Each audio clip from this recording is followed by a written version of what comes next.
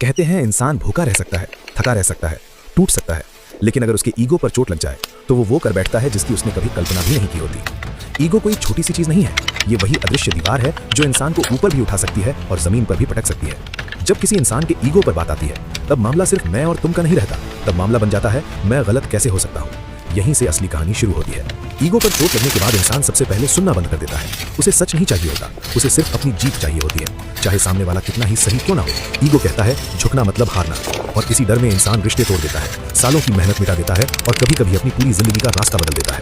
इतिहास गवाह है, राजाओं ने युद्ध ईगो में लड़े, कंपनियां ईगो में डूबी, दोस्ती ईगो में टूटी और प्यार ईगो में खत्म हुआ। क्योंकि ईगो को प्यार नहीं चाहिए, उसे कंट्रोल चाहिए, उसे सुकून नहीं चाहिए, उसे साबित करना होता है। ईगो पर आने के बाद इंसान क्या क्या कर सकता है? वो अपनों को दुश्मन बना सकता है, वो सच को झूठ और झूठ को सच साबित कर सकता है, वो अपनी गलती मानने से पहले सब कुछ कुर्बान कर सकता है, इज्जत, पैसा, रिश्ते, यहाँ तक कि खुद की शांति भी। सबसे खतरनाक बात यह है कि ईगो इंसान को यह महसूस ही नहीं होने देता कि वो गलत है। ईगो हमेशा कान में फुसफुसाता है, अगर तू झुक गया तो लोग तुझे कमजोर समझेंगे, जबकि सच्चाई यह है कि झुकना कमजोरी नहीं, समझदारी है। जो इंसान ईगो में जीता है वो अकेला रह जाता है, और जो इंसान ईगो छोड़ देता है वही आगे बढ़ता है। कई लोग सोचते हैं ईगो होना आत्मसम्मान है, नहीं। सेल्फ रिस्पेक्ट कहता है मैं अपनी वैल्यू जानता हूँ, ईगो कहता है दूसरे की वैल्यू खत्म करके ही मैं बड़ा बनूंगा। यही फर्क है। ईगो इंसान को जीत तो दिला सकता है लेकिन शांति नहीं। ईगो आपको सही साबित कर सकता है लेकिन खुश नहीं। और सबसे कड़वी सच्चाई, जब ईगो की वजह से सब कुछ चला जाता है तब ईगो भी साथ नहीं रहता, तब सिर्फ पछतावा बचता है।